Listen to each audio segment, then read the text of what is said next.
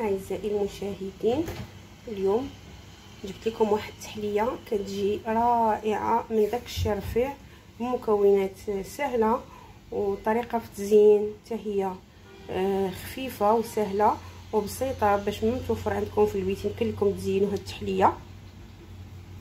تابعوا معنا الفيديو باش تعرفوا الطريقه ديال التحضير. كتبقى مساله ديال التزيين، كل واحد يمكن ليه يبدا فيها بالطريقه اللي بغا. الاساس هو التحليه كتجي على هذا الشكل. تابعوا معنا الفيديو ونتمنى ان شاء الله يعجبكم.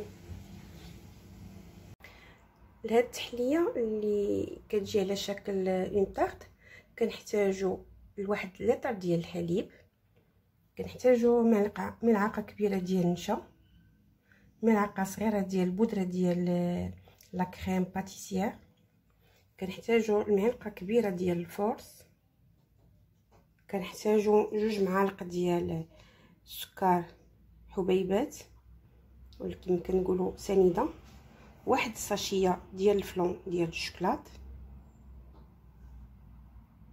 اللي متوفر عندكم بيمو الشكل اللي كتفضلوا. انا هنا اختاريت هذا الشكل هو اللي غادي ندير به الطبقه الاولى. صافي هادو هما المقادير اللي كنحتاجو في هاد التحليه. اول حاجه كنديرو هنا كنجيبو الكاسرونه اللي غنخدمو فيها،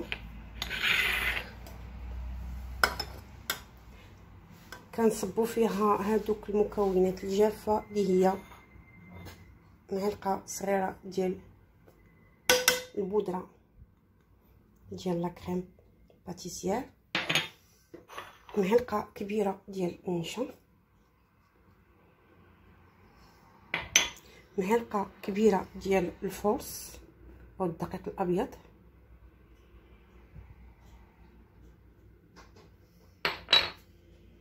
معلقه ونص ولا 2 المعالق على حسب الحلاوه اللي كتفضلوا، حيت كتبقى المساله ديال الحلاوه كما تنقولوا على حسب الذوق ديال كل واحد.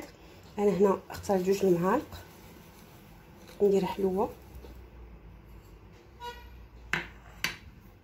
كناخذوا هذيك الساشيه ديال الفلون حتى هي كنضيفوها، كنحركوا هاد العناصر كلها مزيان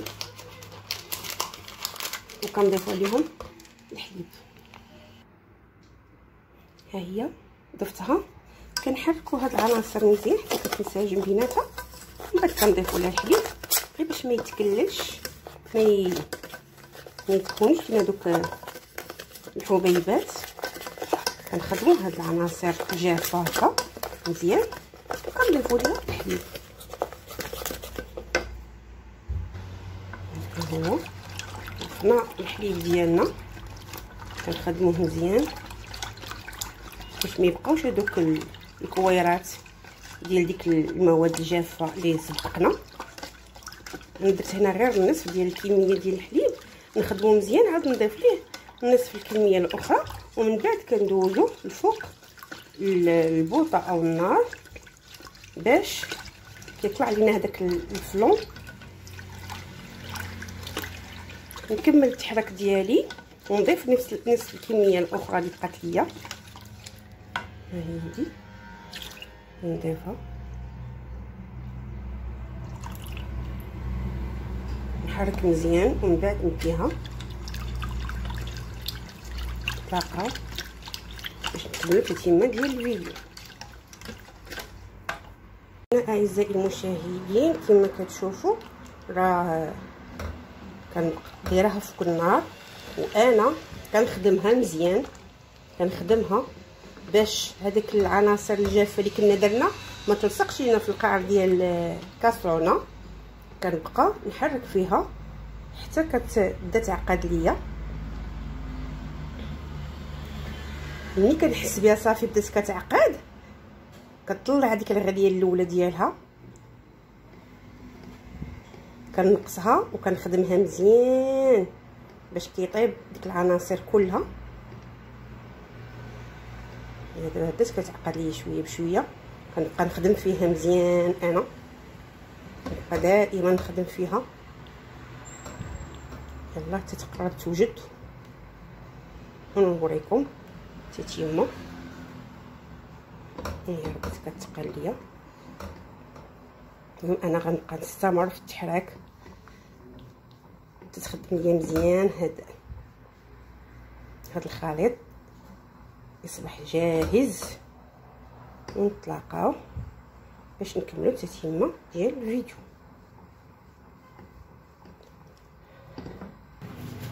ها هو بدا صافي راه وجد لينا. دابا في هذه المرحله غادي نزيد داك الشكلاط.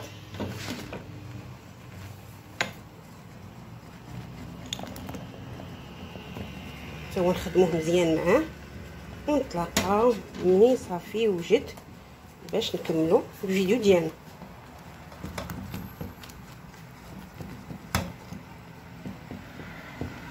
هنا اعزائي المشاهدين راني استعملت ديك المول ديال القراص، ومن بعد حتى دهنتها واحد شويه، استفدت فيها داك البيمو اللي عندنا. دابا غنصب عليه الخليط، غنصبو كامل ملي نكمل لكم الفيديو ديالنا.